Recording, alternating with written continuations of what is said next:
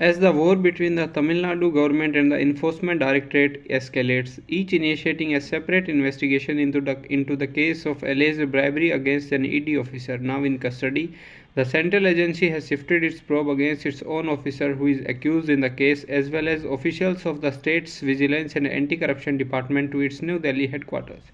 Sources said the decision was necessitated by the fear of non-cooperation and meddling by the state police. On December 2, a day after Tamil Nadu's DVAC arrested ED officer Ankit Tiwari in Madurai and carried out searches at the ED local office, the central agency wrote to the State Director General of Police asking him to register an FIR against the state vigilance officials for alleged trespass on its premises. The ED, in its letter to the DGP, had claimed that 35 people illegally entered its office in Madurai on December 1 without proper search warrants and took away sensitive case files. China on Monday said it would provide consular protection and assistance to the arrested employees working for smartphone maker Vivo in India and expressed its firm backing to Chinese business in protecting their lawful rights and interests. ED last week arrested 3 Vivo Indian executives in connection with a money laundering probe against the Chinese company and others. Barely a week after some India allies pitched Congress chief Mallikarjun Kharge as PM candidate in 24, NCP chief Sharad Pawar said the opposition can go to polls without a PM face as in 77. He said people would make their choices either way, especially if they have decided on a change. Bihar CM Nitish Kumar said he was neither angry nor disappointed about Kharge's name being floated. You can choose anyone. I have no desire to take any post in India bloc, he said. The army on Sunday transferred a brigadier and 3 other officers of 13 Rashtriya Rifles following the December 21 terrorist ambush that left 4 soldiers dead in J&K's Poonch and the discovery of bodies of 3 men from a nearby village at the attack site a day later. The mysterious death of the trio had sparked protests in the valley amid allegations that they died in custody after being picked up for questioning. Official sources confirmed the transfer on Monday, hours before Army Chief General Manoj Pandey visited the sensitive Rajouri Poonch sector in J&K to assess the force operational preparedness and exhorted the area commanders to conduct the operations in the most professional manner. Officials confirmed the shifting of Brigadier Padmacharya, the brigade commander of the Rashtriya Rifles unit responsible for operations in the Surankot area, along with 3 other senior officers in the aftermath of the death of 3 civilians aged 27 to 42 and injuries to about 10 others who were detained for questioning after the ambush. The army is considering disciplinary action following a thorough internal investigation, while the J&K police has filed an FIR in the case. Following outrage over the civilian deaths, the J&K administration had announced compensation and jobs for the deceased families. PM Narendra Modi on Monday praised the Christmas community for its contribution to the country and acknowledged its role in giving direction to society and its sense of service. Interacting with members of the community at the residence on the occasion of Christmas, the PM recalled his old, intimate and warm relations with Christians since his days as Gujarat CM and said they had always been the forefront in serving the poor and the deprived. The Christian community has always played a role in providing guidance to society. It has always been active in social service, the PM said. Your community has always been in forefront for the help the poor and the deprived. The institutions set by the Christian community continue to make an important contribution to the fields of healthcare and education, Modi said as he played host to a gathering of Christians comprising priests and others at a ceremony marked by the signing of Christmas carols by a local school. The PM said he offered to host the celebration when the delegations of the Indian Minority Foundation approached him with the request to celebrate Christmas with them.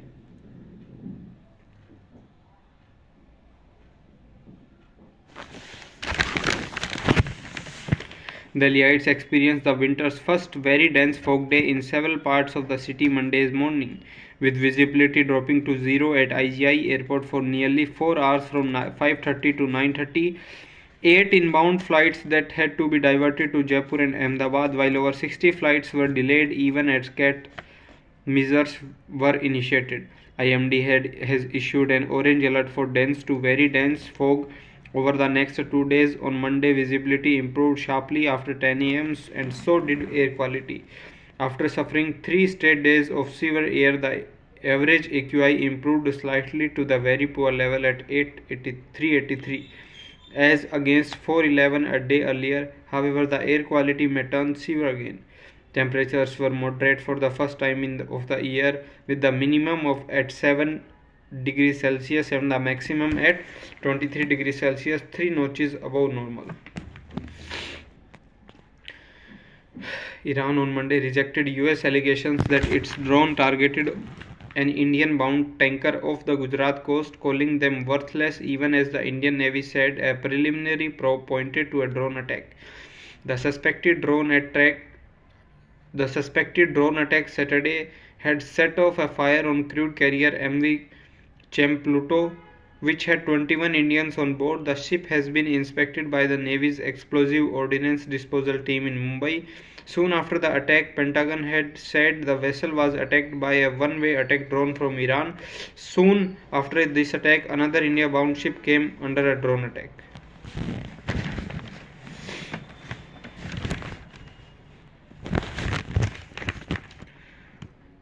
Cheetah Agni, which had walked out of the protected boundaries of Kuno National Park in MP's Shiopur district and wandered into Rajasthan, was tranquilized there on Monday and returned to MP forest officers in the evening. Freed in the wild in Kuno barely a week ago, Agni is likely to find itself back inside a fenced-off enclosure until the vets give it a clean bill of health. Agni and its cheetah brother Vayu were released together on December 7 in Kuno's Ahera zone, where tourists can catch a glimpse of these majestic creatures during safari visits. The cheetah siblings share an exceptional bond, have always been together since birth, and often hunt in tandem, which is why many in Project Cheetah were surprised when they went their separate ways. Vayu chose to stay within the Kuno confines while Agni set off on an adventure. It was sighted in the buffer zone near the Shiopur's Puchhari area last Saturday. That's when the alarm bells started ringing amid unprecedented surge in tourist visit into Kuno. Agni was tracked to a forest close in the Rajasthan border, and forest officer decided to dart the cheetah and bring it back if it went any further. The steering committee advised a swift reunion between Agni and Vayu, giving added urgency to the rescue.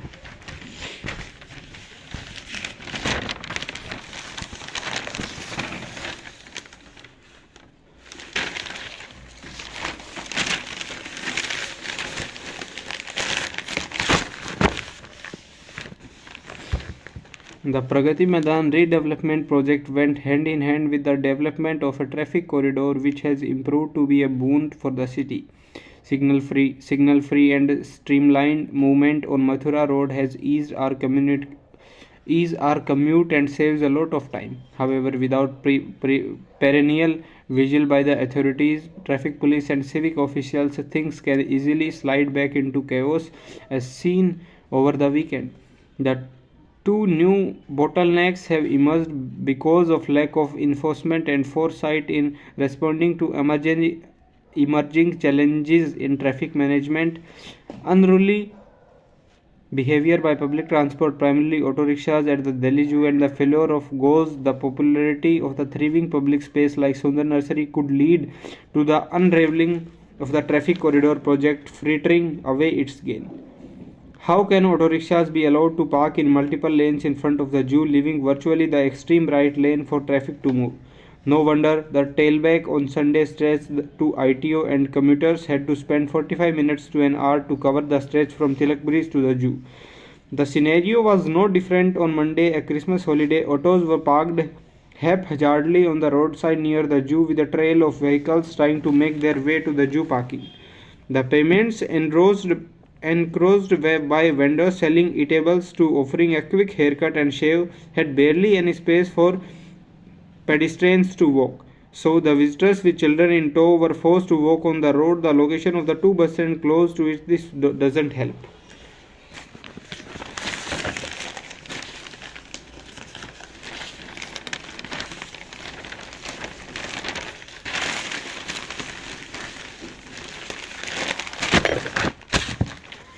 The Municipal Corporation of Delhi School of Gardening will be ready in the next 2 months. Developed after renovating an old structure at a nursery adjoining Roshanara Bagh in North Delhi, the building will have provisions for a use hall, a room, and a reception area. The school will not only impart training in horticulture to its own staff but also offer certified courses to workers from other civic bodies in landscaping, sapling propagation, etc. Small courses during summer vacations may also be offered there, an official said. At present, 80% of the civil work has been completed, including flooring and tiling. Work on the false ceiling is pending. Once that is taken care of, electricity and furniture work will be completed. The hall is big enough to accommodate 50 to 60 people at a time. The school will have a cafeteria, public conveniences, and a lot of open space, an MCD official said. Currently, MCD sends its malis to the NDMC school for training for a fee. Once we have the infrastructure in place, we will decide on deputing teaching staff to train our workers here itself. The place will serve as a skill upgrade unit, the official said.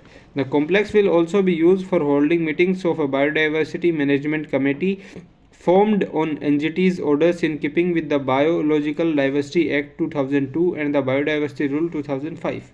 The 7-member committee was formed last year by MCD for promoting conservation, sustainable use, and documentation of biological diversity in areas under its jurisdiction. The committee will conduct a study on the entire forest cover, 15,000 MCD and DDA parks and other green areas, and prepare people's biodiversity register in consultation with the locals, the official added. The civic body has already opened a high-tech nursery spread over 8 acres on the site. At the nursery revived some time back a provision of 2 poly houses with a fogging and temperature controlling facility and 2 greenhouses for maturing of plants has been made. Here mass production of plants is also done. For nature lovers, MCD plans to dedicate a corner for recreation purposes. There will a separate area for kids and swings will be installed. A tree house has been developed near the entrance, the official said. MCD has 15,000 parks under its jurisdiction and 90% of these are categorized as housing area parks with an area of less than 5,000 square meter each. For the pruning of trees in parks and roads, we have 19 hydraulic machines in place, the official said.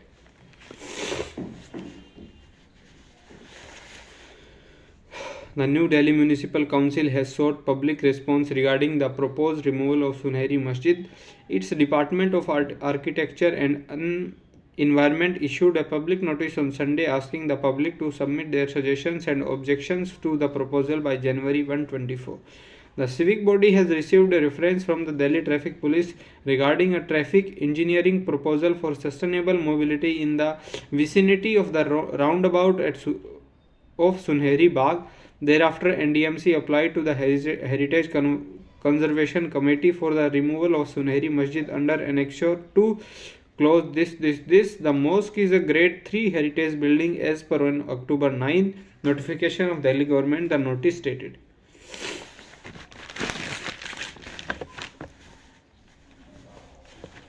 Jawaharlal Nehru University will soon inaugurate a tribute wall carrying names of 1,000 freedom fighters from across India, an official said on Monday. The wall will be made open for school kids every month in order to spread awareness among the youngsters about freedom fighters. The wall, according to Chakra Foundation, which is in charge of building it, will be shaped in the form of an old file and will have the names of freedom fighters engraved on marble granite plaques with a statue of Bharat Mata and a 100 feet high national flag placed in the center. Tribute to the bravery and sacrifice of Sahibzade.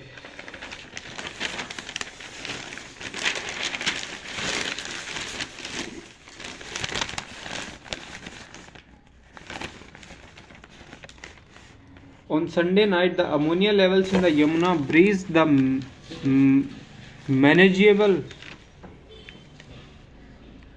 limit again, and the water treatment at the Wazirabad and Chandrawal plants got affected by almost 25% and has not improved yet.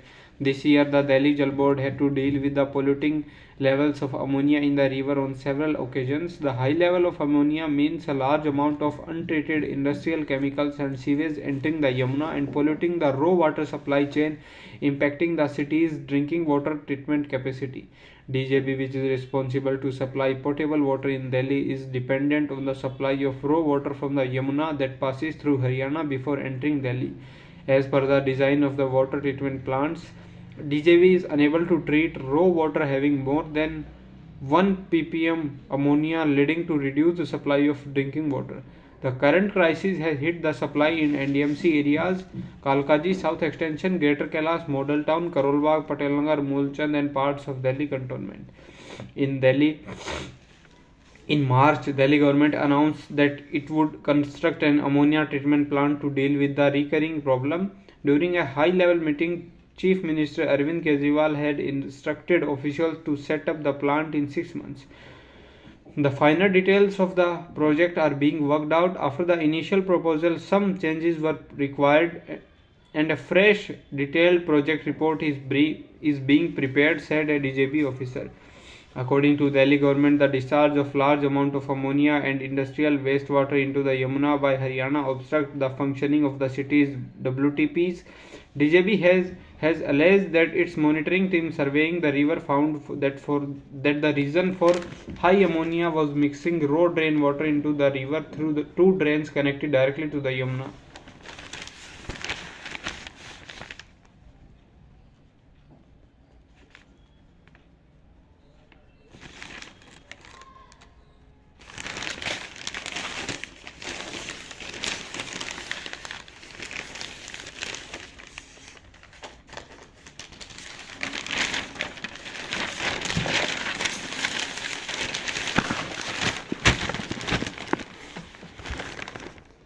The Salim Ali Center for Ornithology and Natural History, Wildlife Institute of India and the Union Environment Ministry have jointly made a conservation action plan for avifauna in Delhi NCR, which is home to 76 out of 107 families of bird in India, but is also a region under great environmental stress. A report by the 3 bodies confirmed the presence of 446 species out of 1300 found in the country in Delhi NCR, making the region an area for tremendous birding importance.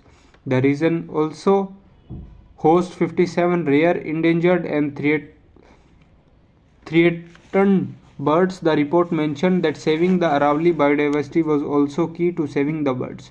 The Conservation Action Plan stated that the city would need several short, medium and long-term surveys and management plans that would span 3, 5 and 10 years, all targeted at preserving avian density, combat habitat loss of local and migratory birds, curb tracking and check disease.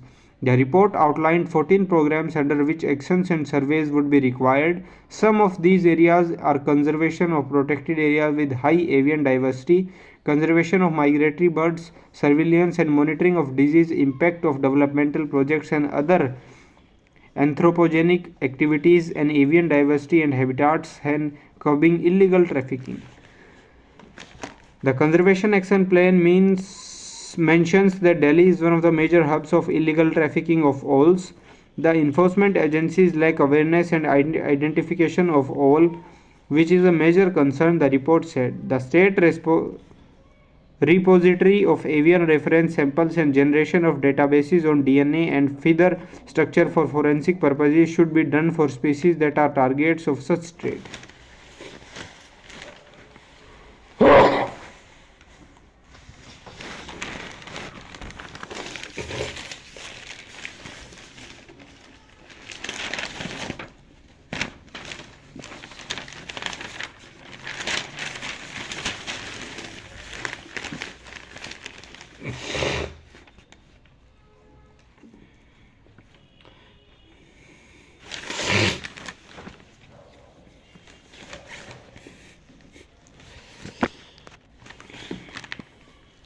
China on Monday said it will provide consular protection and assistance to the arrested employees working for China's smartphone maker Vivo in India and expressed its firm backing of the Chinese businesses in protecting their lawful right and interest.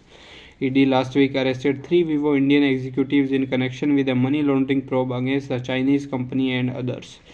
Asked for her reaction to the arrest, Chinese Foreign Ministry spokesperson told a media briefing on Monday that China is closely following the issue. The Chinese embassy and consulates in India will continue to provide consular protection and assistance to the individuals concerned in accordance with the law, she said. Chinese government firmly supports Chinese businesses in safeguarding their lawful right and interest.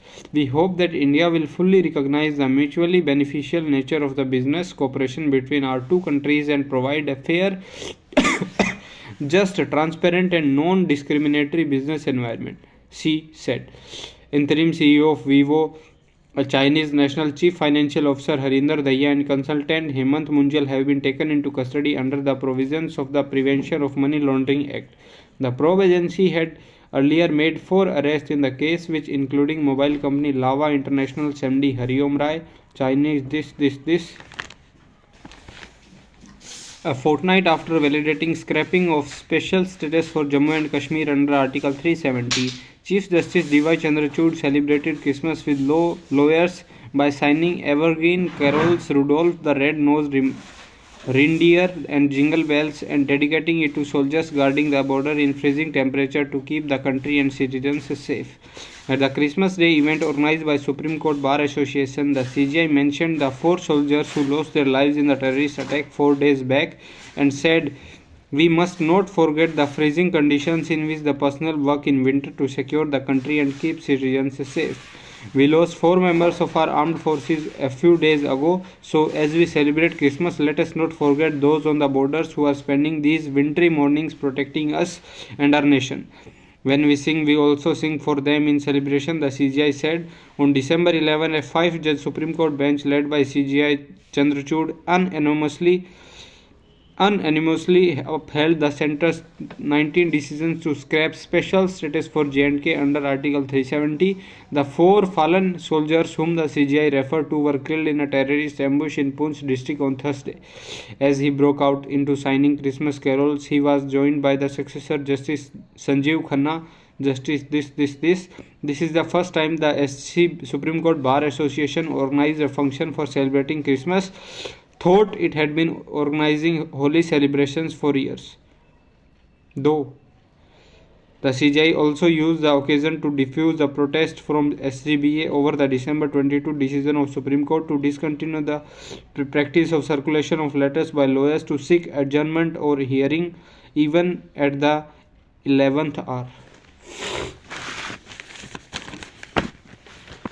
Complaining that BJP has weaponized privileges motions and suspension of MPs, Congress President Mallikarjun Kharge said Rajya Sabha Chairman Jagdeep Dhankar letter to him justifies that the arrogance of the government and the denigration of parliamentary practices and subversion of democracy. He warned that history will judge the presiding officers of parliament harshly for not seeking accountability from the government, adding that the Modi government has escaped accountability on all crucial issues like the border incursion by China, continued unrest in Manipur and the parliament attack in which intruders were facilitated entry by a BJP MP.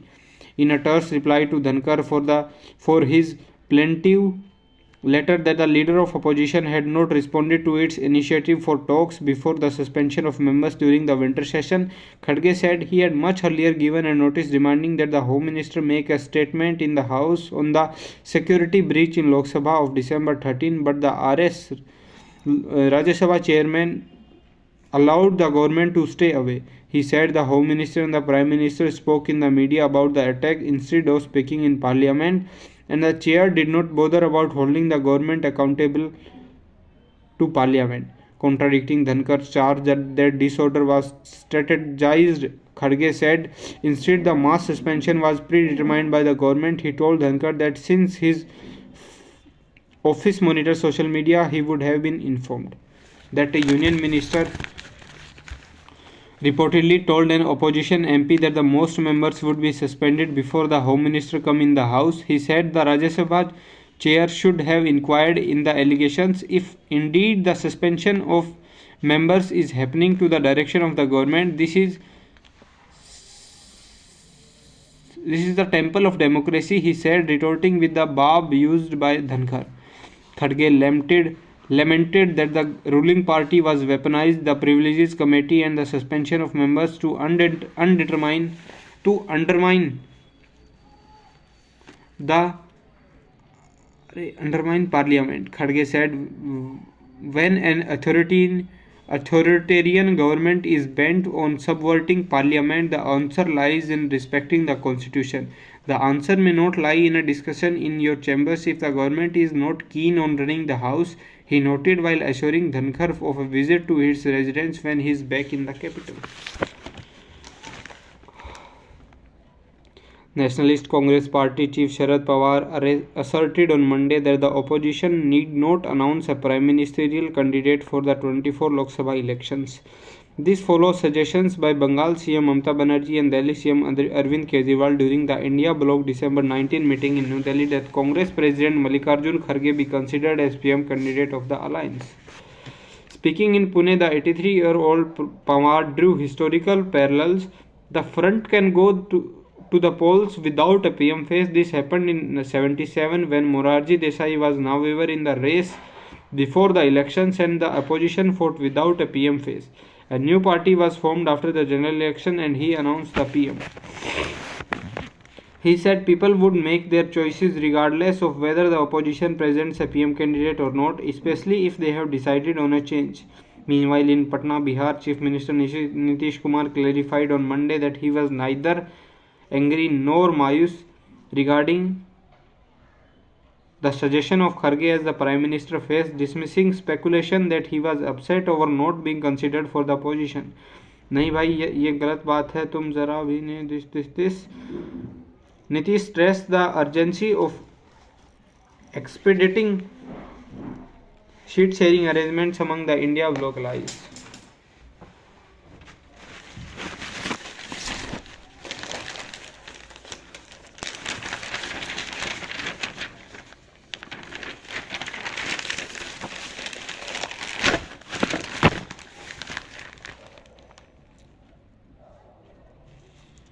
Prime Minister Narendra Modi on Monday paid tribute to the former Prime Minister Atal Bihari Vajpayee on his 99th birth anniversary, saying he worked to speed up the country's development all his life. Modi, along with President Draupadi Murmu, her predecessor Ramnath Kovind, Lok Sabha Speaker Om Birla, and several ministers paid tribute to the BJP stalwart at his memorial. Sadaiv Atal, Modi said on X. Vajpayee's dedication and spirit of service to the country will be a source of inspiration during the Amrit Kal, the period until the century of India's independence in 2047. A great orator, Vajpayee was the popular face of the Bharatiya Janata Sangh and then the Bharatiya Janata Party. His acceptability beyond ideological boundaries was a key reason behind the BJP drawing support from many parties as he ran a successful coalition government from 1999 to 2004. In another post on X in Hindi, the PM paid tributes to noted freedom fighter and educationist Madan Mohan Malviya on his birth anniversary. Malviya's incomparable personality and work will inspire every generation in the country, Modi said. Paying homage to former peer Vajpayee, Home Minister Amit Shah said he served the country and society selflessly and gave a new direction to nationalist politics in the country through the establishment of BJP. While on one hand he made the world realize the power of emerging India through nuclear testing and Kargil war, on the other hand he implemented the vision of good governance in the country. The country will always remember his immense contributions, Shah said in a post on X. Defense Minister Rajnath Singh said that Atal Bihari Vajpayee evolved a new identity for the India on the world stage and created new models of development and good governance. Railway Minister Ashwani Vaishnav said on Monday that the new rakes of Amrit Bharat Express trains will have both AC and non-AC coaches and these will be deployed on routes across the country. After inspecting the first Amrit Bharat train at New Delhi station, the minister said these trains will bring down travel time because of the better acceleration.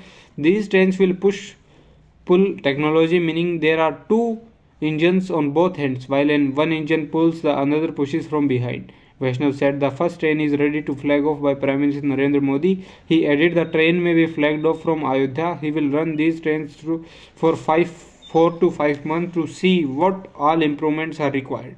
So far the results are better than that we had thought of during designing of this train. Like we have taken Vande Bharat trains to all states, these trains will also connect all of them, he said.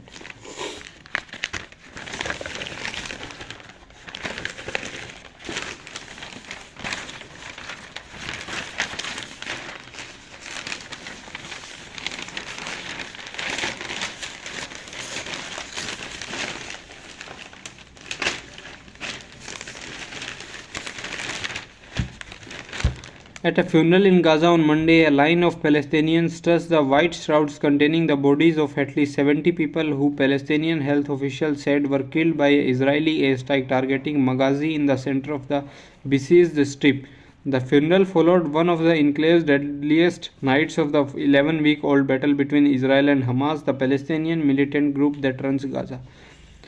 One man hugged a dead child while others were hysterical. One man, Ibrahim Yusuf, said his wife and 4 children, including a 4-month-old baby, were trapped under the rubble after an airstrike hit the house where they were staying in the Maghazi refugee camp.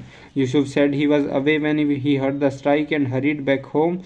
Despite saving one of his sons, he has been unable to reach the others. What did they do wrong? He asked. Were there resident fighters there? Israel denies targeting civilians and accuses Hamas of building tunnels and military infrastructure in densely populated civilian areas. The strike that began hours before midnight persisted into Monday. Palestinian media said Israel had stepped up its air and ground shelling in the central Gaza. Health ministerial spokesperson said many of these killed at Maghazi were women and children. 8 others were killed as Israeli planes and tanks carried out dozens of strikes on houses and roads.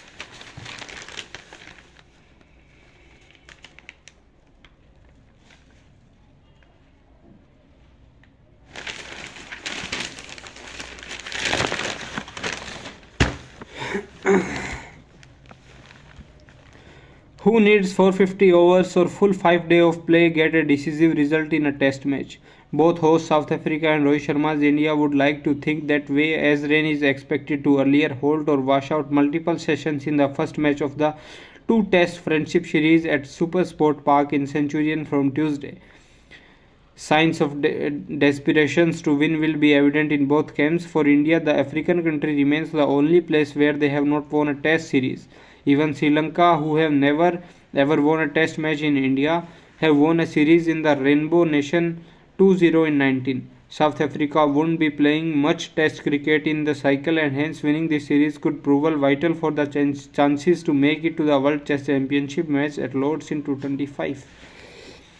If the hosts are unsure about the availability of pacers Kekisor Rabada and Lungi Engidi, India will have to choose between pacers Prashidh Krishna and Mukesh Kumar. The overcast conditions have almost ensured that India will go with 4 pacers, including Shardul Thakur, and prefer left-armer Ravindra Jadeja for over R. Ashwin as lone spinner. KL Rahul's eagerness to add value to the team by extending his wicket-keeping role in the test means S. Bharat will miss out. India can play an additional pure batsman in Shreyas Iyer and also play 5 bowlers due to Rahul's role. With opener Yashasvi Jaiswal, Shubman Gill and Iyer not having, we have to bat to our strengthen and can't opt to just survive. It is given that India will miss the services for the injured Mohammad Shami, but the changing team dynamics means Rahul will get demoted to the middle order.